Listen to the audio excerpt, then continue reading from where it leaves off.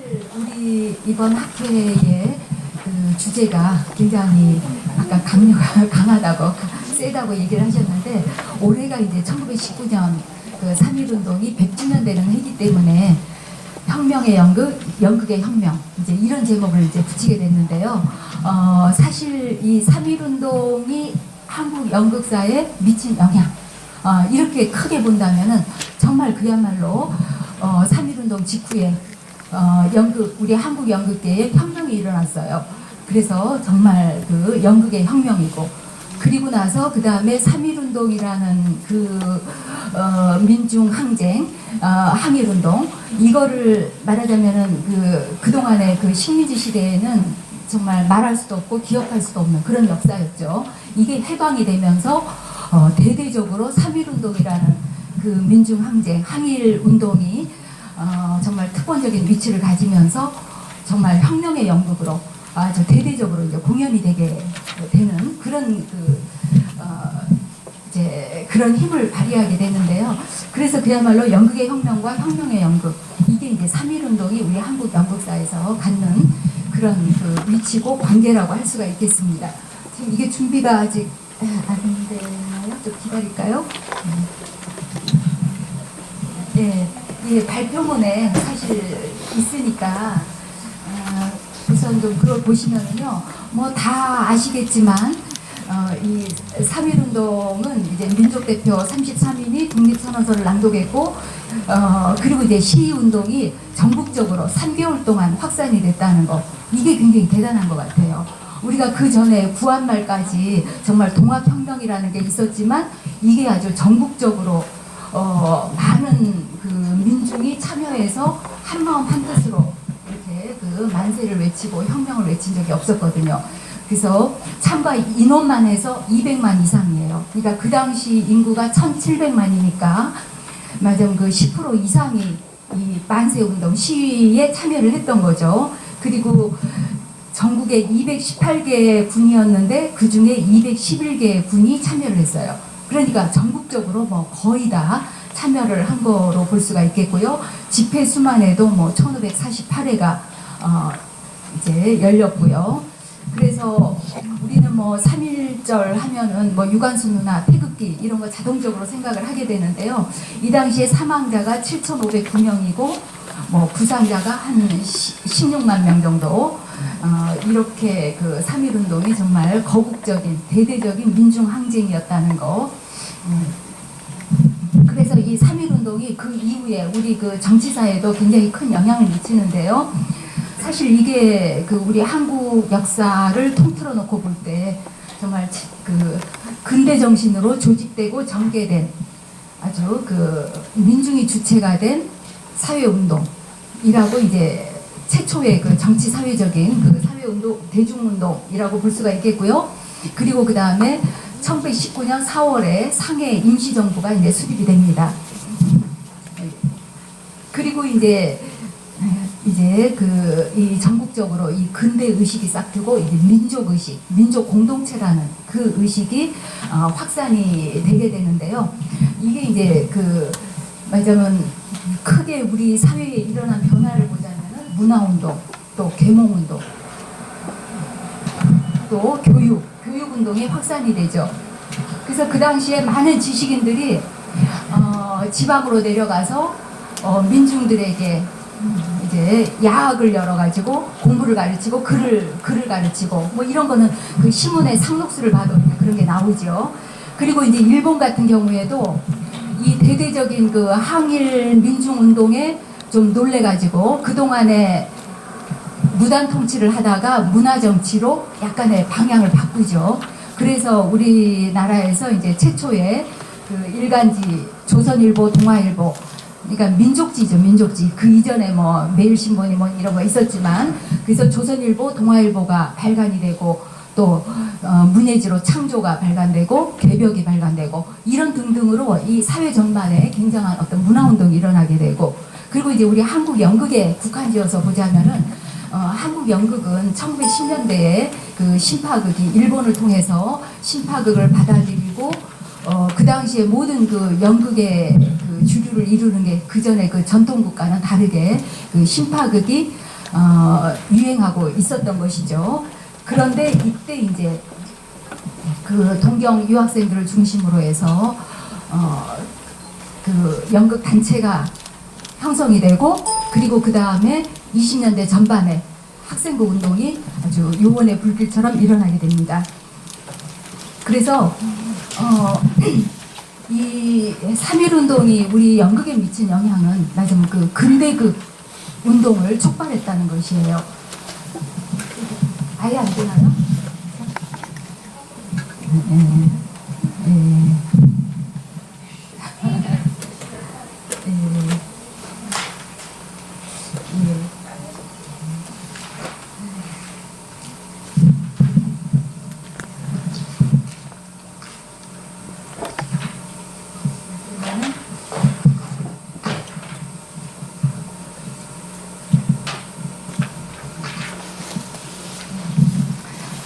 근데 이제 3.1운동이 이쪽에서 일어나기 전에 이제 동경 유학생들 중심으로 또 28 독립선언이라는 게 있었어요. 이제 이 부분은 잠깐 이제 연결지어서 얘기를 하려고 하는데요. 이 28 독립선언에 그 관여를 한 그 이광수가 독립선언문을 이제 작성을 했죠. 이제 동경에서. 그리고 이때 활동한 뭐 최승만, 현상현 뭐 이런 사람들이 그 동경 유학생 학우회라는 게 있었는데, 여기에서 근대극을 또 그 단막극이지만 공연을 했다는 점에서 우리 한국 근대 희곡의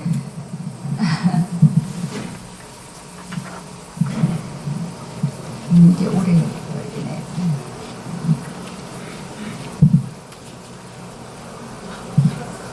그러게요. 이 부분은 그냥 빨리 할게요. 예. 시간이 사실 그 한정되어 있기 때문에. 예. 이제 그러니까 1919년 2월 8일 동경에서 그 조선기독교 청년회관에서 이광수가 작성한 독립선언서가 낭독이 돼요. 이때 60여 명의 그 유학생들이 일본 경찰한테 이제 체포가 되죠. 그런데 여기에 관여한 그 유학생들이 말하자면 근대 희곡을 발표했다는 게 우리 한국 연극사에서 중요한 것 같아요. 한국 창작극으로 최초의 근대 희곡이라고 하는 이광수의 규환, 또 최승만의 황혼, 뭐 이상적 결혼, 이런 작품들이 1919년 요때 발표가 되고, 그 유학생 학우회 그 송년회에서 이제 공연 단막극으로 이렇게 공연이 되기도 합니다. 그래서 이 근대 의식이라는 게 이 1919년 요 무렵에는 1차 세계 대전이 끝나고, 그리고 그 뭐 윌슨의 민족 자결주의라든지 뭐 이런 흐름도 있지만, 굉장히 그 우리나라에도 이렇게 그 근대 의식이 이제 막 그 좀 불붙기 시작한 그런 때라고 이제 보여집니다. 예, 다음. 예. 그리고서 이제 이 한국 근대극 운동이 1920년대에 일어나게 되는데, 이때 이제 여기 말고 다음 거를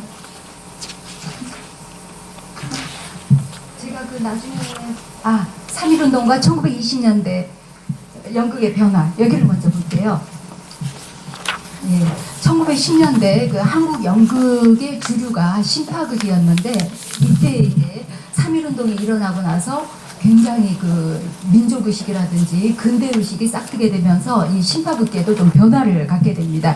그래서 이제 이 신파극도 좀 더 그 개량신파로 변하는 계기가 되고, 특히 이제 이 신파극에서 그 윤백남 같은 분은 이분은 사실은 그 일본에서 유학을 한 인텔리 출신이에요. 그래서 그 신파극을 어깨너머로 배워서 했던 그 임성구의 대중적인 신파극, 이거와는 달리 그래도 이제 굉장히 일본적인 그런 좀 정통적인 신파극을 해보려고 했던 사람이거든요. 근데 이분도 이제 1920년에 연극과 사회라는 논문을 쓰면서 거기 발표를 하는데, 연극이 어떤 사회적 효용성을 갖는가, 이런 글을 이제 발표를 합니다. 그러니까 신파 연극도 뭔가 그 근대의식이라든지 또는 민족의식, 이런 것들에 굉장히 그 주의를 기울이게 되는 것이죠. 그래서 윤백남의 운명 같은 작품은 작년에 국립극단에서 공연을 하기도 했는데요. 이 하와이 이민 그러니까 사진 보고서 이렇게 결혼하는 그 사진 결혼이라는 이 사회적인 제재를 가지고 작품을 쓴 거고요. 그 윤백남이 그 쓴 걸 보면은 자기 그 조선 무대에서 조선인이 쓴 최초의 창작극을 공연했다, 이렇게 이제 자부심을 보여주고 있어요. 이 운명이라는 작품도 나오게 되고, 그 다음에 또 한 명으로 이제 현철 같은 경우, 그게 왜 빠졌지?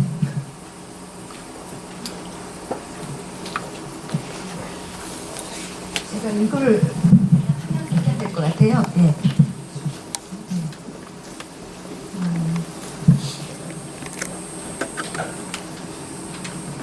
그 앞이에요. 훨씬 더 앞이에요. 예, 예. 예, 요 다음.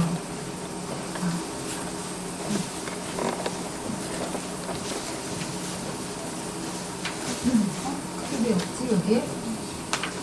왜 없지, 이게? 이 부분이. 그냥 그렇게 하겠습니다. 예. 네. 그리고 이제 현철이라는 분은, 이분은 1910년대 중반에 이제 일본으로 건너가서,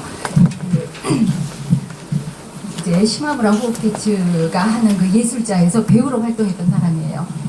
그런데 이제 이분이 이제 그 한국으로 돌아오기 전에 1917년에 이제 그 상해에서 성기 연극학교를 운영하기도 합니다. 그리고 나서 그 다음에 20년에, 그러니까 3.1운동 직후에 그 개벽이 창간됐을 때 여기 학예부장으로 이제 와서 이제 비평, 번역, 창작 이런 활동들을 하는데요. 이 현철 같은 경우에는 그 1어로 번역된 햄릿을, 그러니까 중역이죠. 그거를 이제 한글로 처음으로 이제 번역한 햄릿을 한국에 최초로 이제 소개한 그런 연극인이에요. 그리고 이제 현철이 그 여러 가지 그 글들을 지상에 발표를 하는데요. 연극과 오인의 관계. 여기서 보면은 그 연극 의지설이라고 서양의 철인, 그러니까 철학자의 말을 인용하면서 국민적 의력이 강한 나라는 연극이 발달하고 국민적 의력이 약한 나라는 연극이 발달하지 못한다.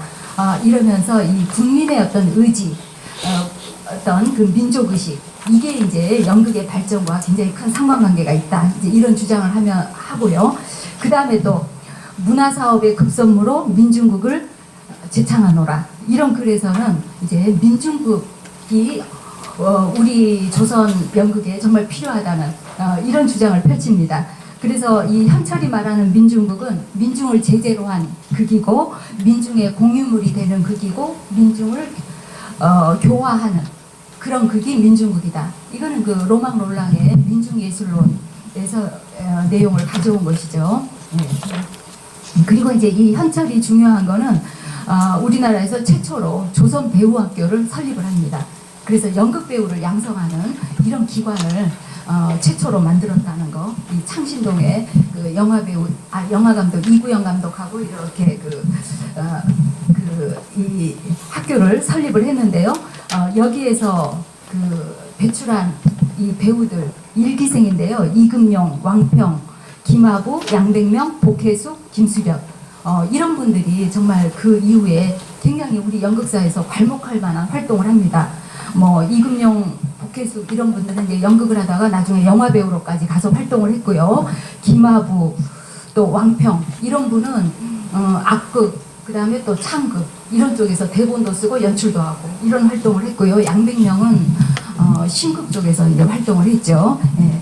그래서 이런 배우들을 정말 그 계속해서 양성을 했다면 참 우리 한국 연극이 더 튼튼해졌겠죠. 그렇지만 이제 딱 1년 만에 그 졸업 공연들을 하는데 이 학생들이 서로 배역을 가지고 다투니까 그냥 문을 닫아버렸어요.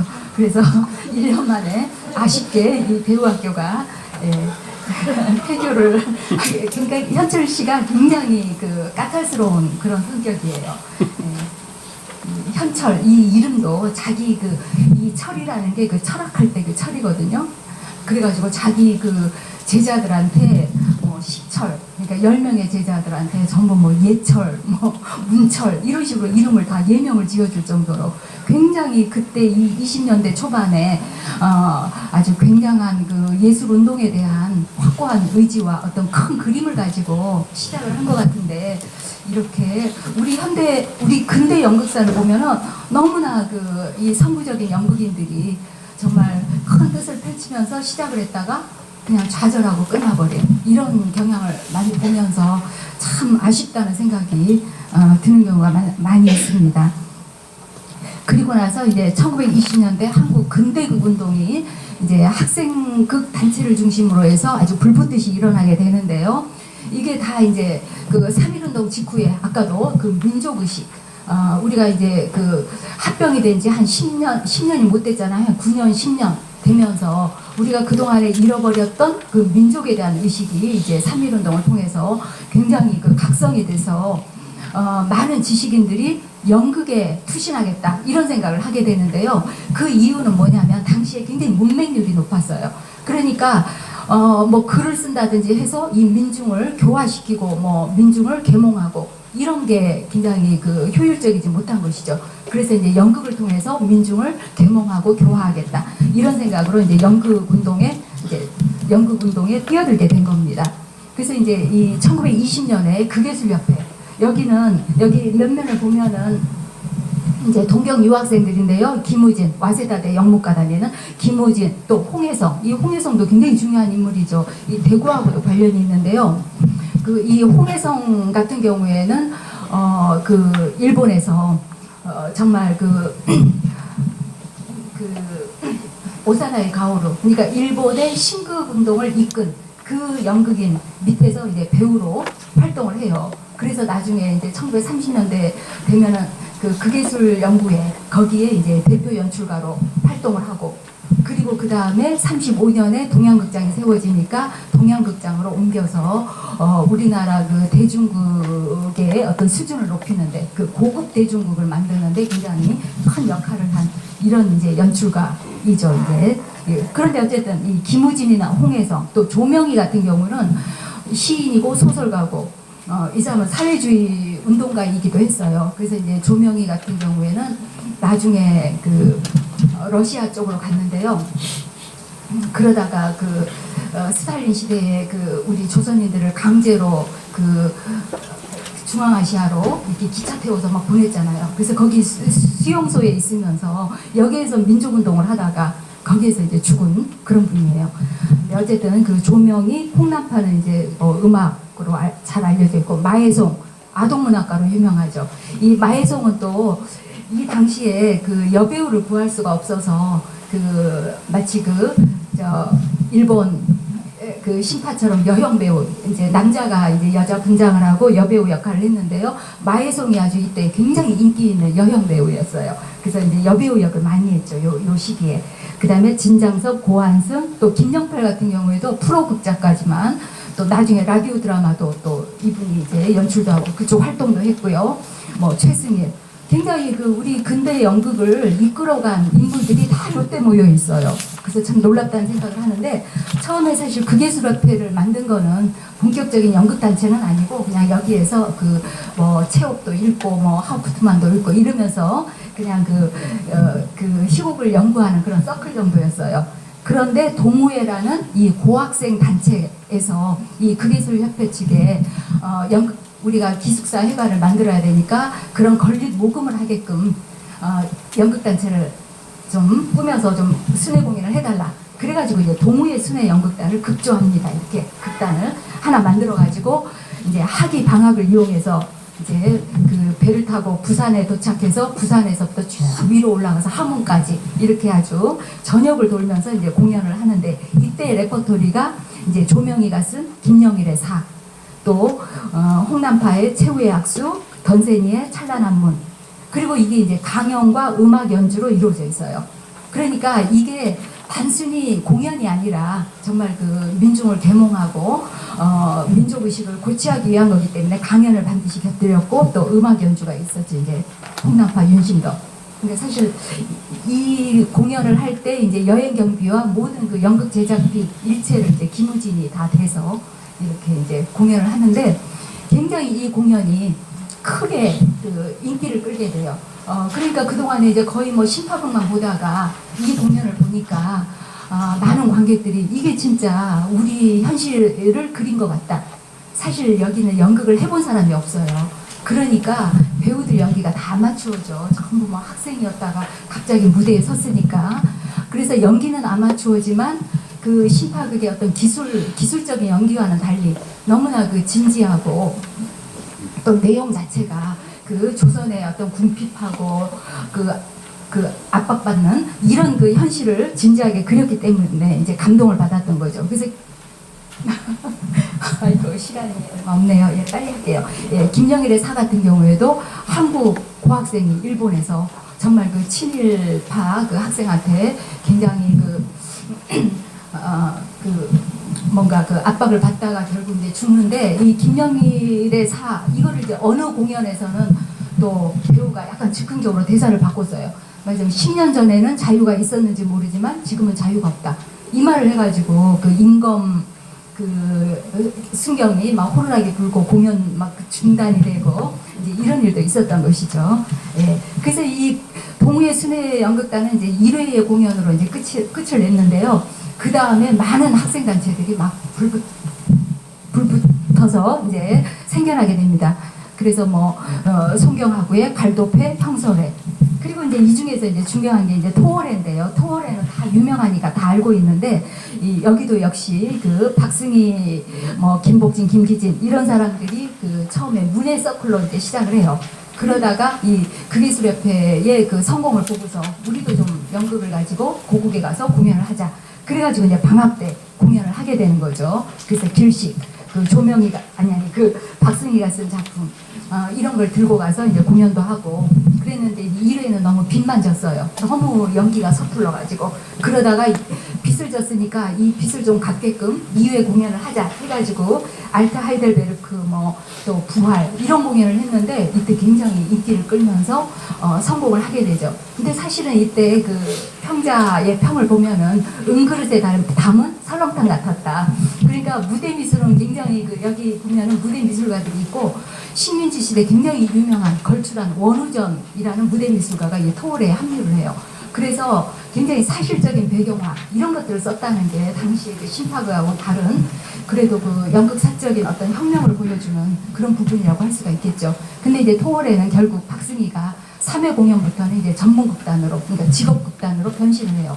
그래서 청년 멤버는 다 떠나고 그러면서 이 생활과 예술 이 두 가지를 병행한다는 게 얼마나 어려운 일인지요. 우리 진짜 근대 연극사의 연극인들을 보면은 그래요. 이 두 가지를 그러니까 박승희는 진짜 초대 주미 공사를 지낸 그 박정양 대감의 아들이거든요. 둘째 아들. 그러니까 굉장히 집안에 돈도 많고 자기 재산을 연극을 하면서 다 털어 넣었죠. 그러다가 60년대인가 그때 정릉에 아주 쓸쓸한 어떤 지하 단칸방 같은 데서 혼자 죽었어요.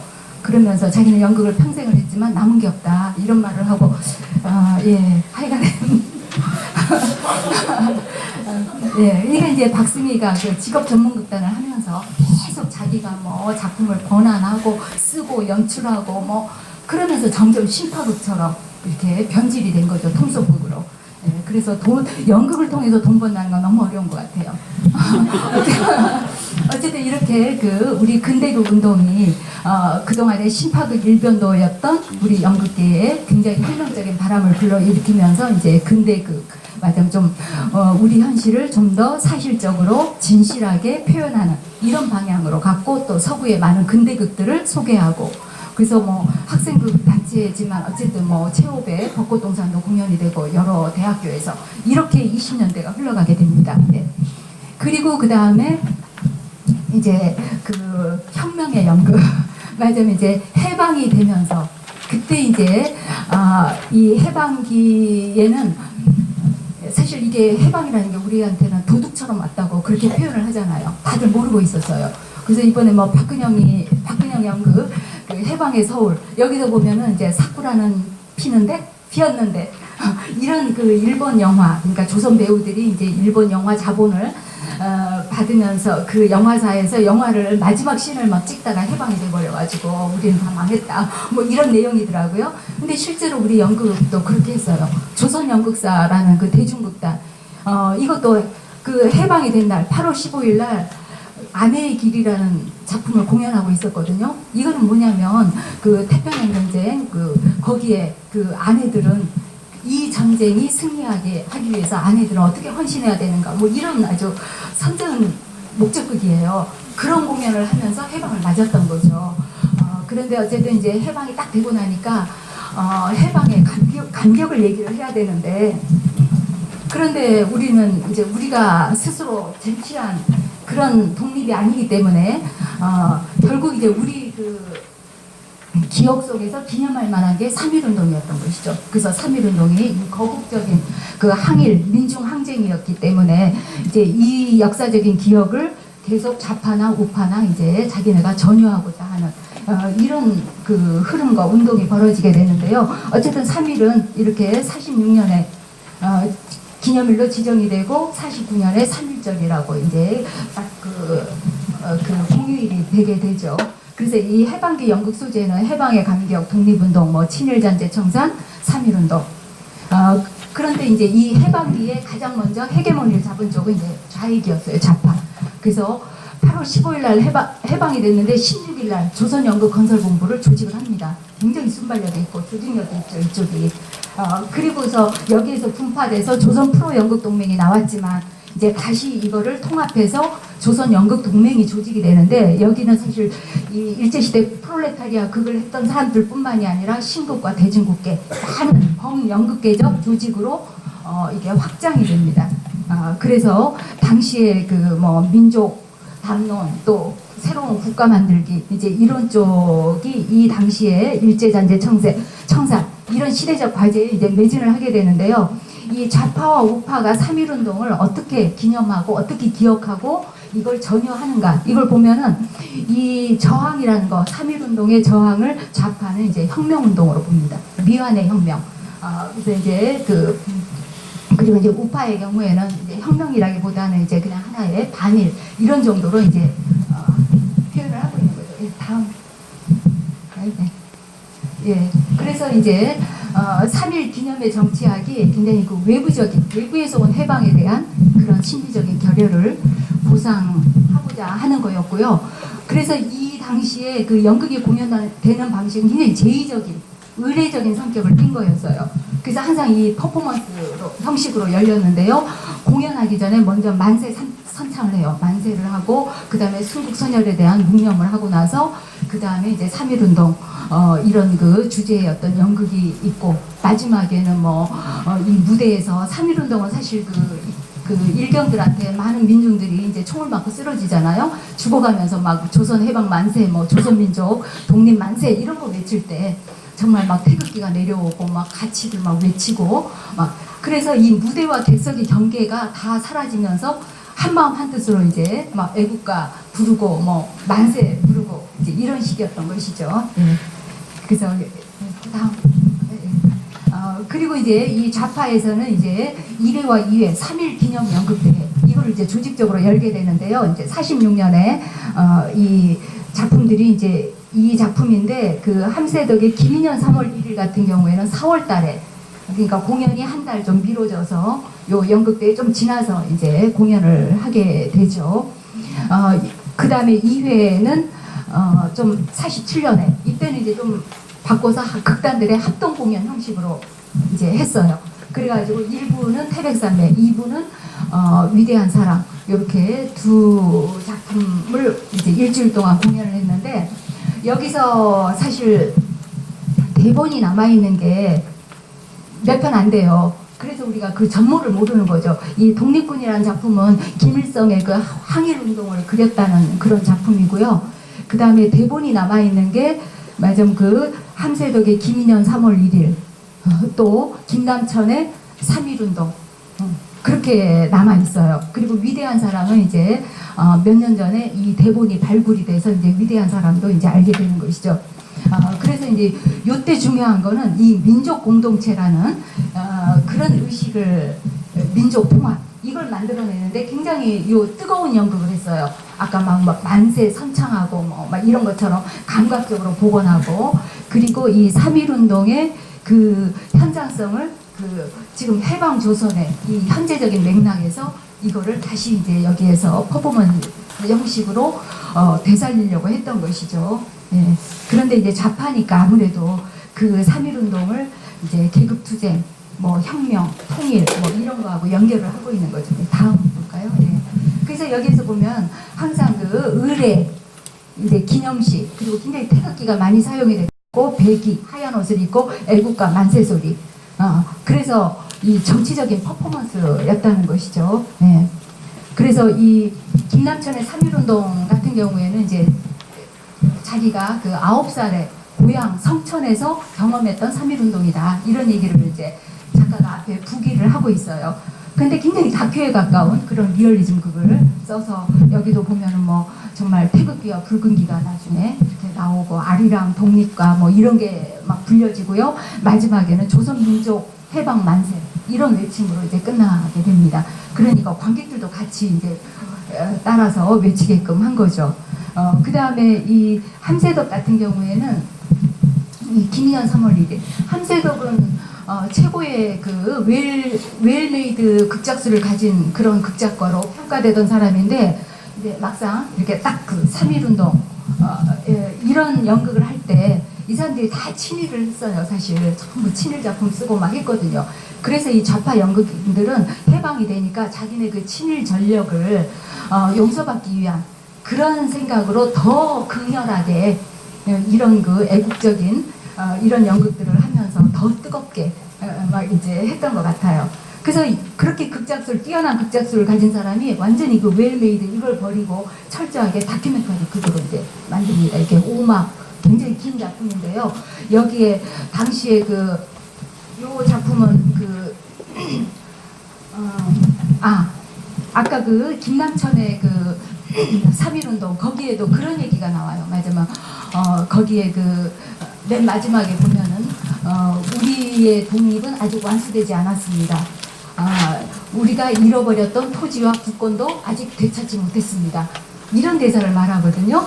그러니까 사실 그런 대사는 지금 해방, 조선, 오늘의 현재적인 맥락에서 3.1운동을 기억하고 또 3.1운동을 현재화시키고 있는 것이죠. 이제 그런 식으로 다 이제 구성이 되어 있어요. 그리고 또 이 김희연 3월 1일 보면은 그 경성에 있는 그 미국계 성화 여학교 그 여학생들이 3.1운동 그 시위운동을 주도하는 이런 줄거리하고, 또 하나는 이제 그 민족 지도자 33인이 독립선언서를 작성하고 낭독하고 하는 그 두 가지 줄기를 이제 교축하고 있는 그런 작품이에요. 근데 함세덕은 이 작품을 쓰기 위해서 그 33인 중에 생존해 있는 뭐 최남선, 최린, 뭐 이승훈, 강기덕 이런 사람들 다 만나가지고 다 전부 인터뷰를 했고, 한 26인의 인터뷰를 땄고요. 또 남녀 학생 그 3.1운동 그 주모자들 다 인터뷰했고, 또 뭐 그 체포하고 취조했던 그런 형사의 고백담, 뭐 일경 스파이 뭐 이런 굉장히 많은 그 실담, 진짜 실제 이야기를 전부 이제 인터뷰를 하고 기록을 해서 그거를 이제 여기다 다 담아내요. 그러니까 여기는 실존 인물들이 전부 이제 실명 그대로 등장을 하는 것이죠. 그래서 거의 허구적 인물이 없어요. 근데 그 김남천 작품은 그래도 허구적 인물을 가지고 구성을 했다면 이거는 이제 완전히, 그리고 심지어는 그래서 여기는 뭐 독립선언서가 다 그 자리에서 낭독이 되고 그러는데, 이 막간에 이 강기덕 이 사람도 이제 그 민족 지도자 33인 중에 한 명인데, 이 사람이 직접 나와서 또 강연을 해요. 그러니까 연극의 중간에. 그러니까 이럴 정도로 이거는 단순한 연극 공연이라기보다는 굉장히 정치적인 퍼포먼스고, 관객과 함께 어우러져서 같이 이제 그 3.1운동을 외치고 해방 조선이 계급투쟁과 뭐 이렇게 가야 된다 뭐 이런 것이죠. 네, 그 다음 볼까요? 네.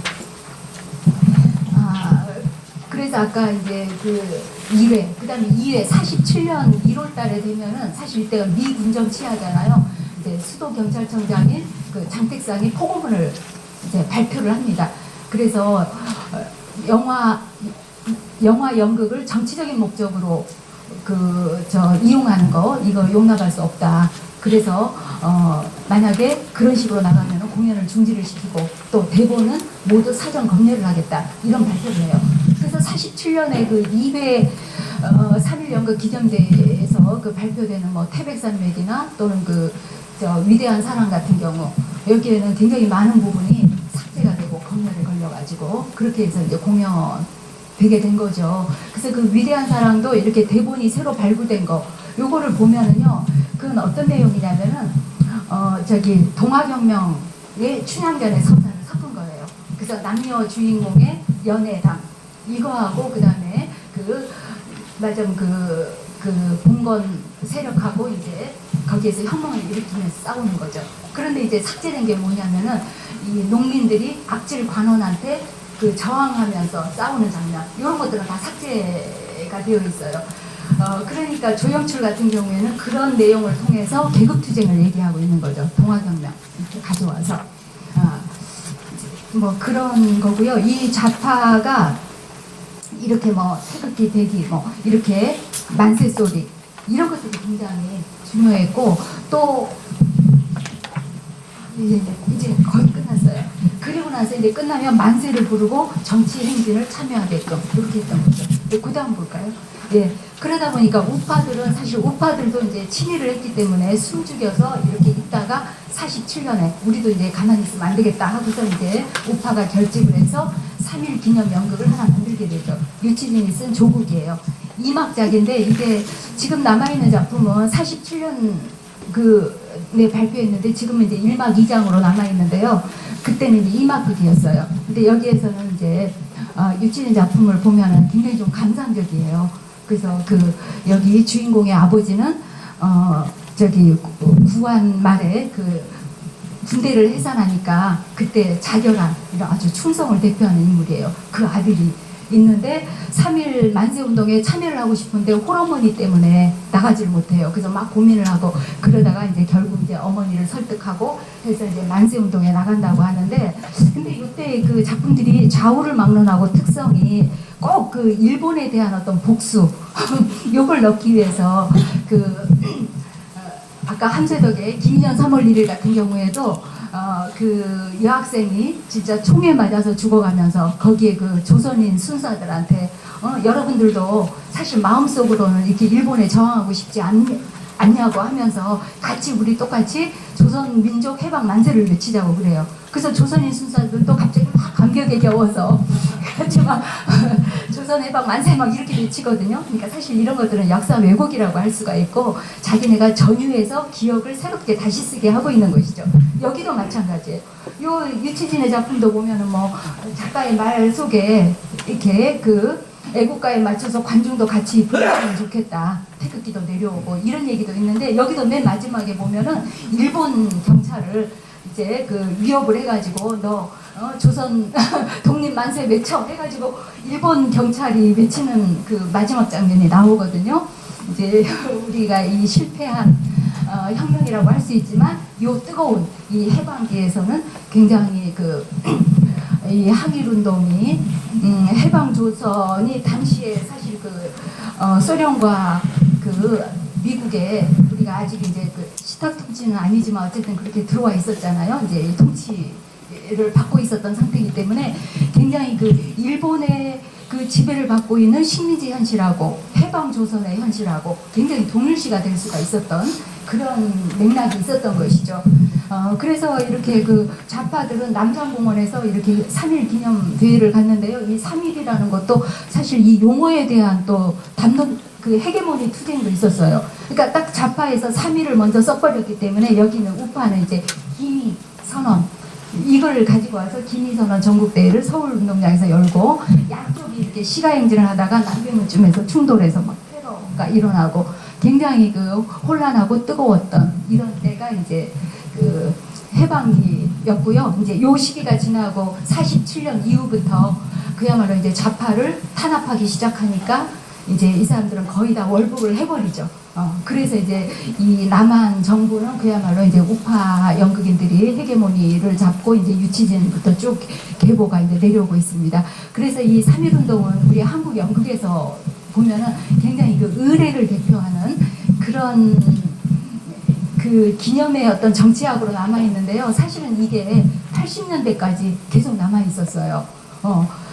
여러분들이 그 80년대 그 극장이나 그러니까 영화를 보러 가거나 연극을 보러 가면은요, 공연 시작하기 전에 애국가가 울려요. 그럼 다 일어서 가지고 애국가 다 듣고 끝나면 앉아서 그렇게 해서 연극을 봤어요. 80년대까지. 지금은 상상이 안 되죠. 예. 그래서 이 3.1절이 이렇게 그 우리 공연에는 이런 영향을 미치면서 하나의 의례와 공연이 결합된 하나의 정치적인 퍼포먼스로 쭉 내려왔다는 거. 네, 여기까지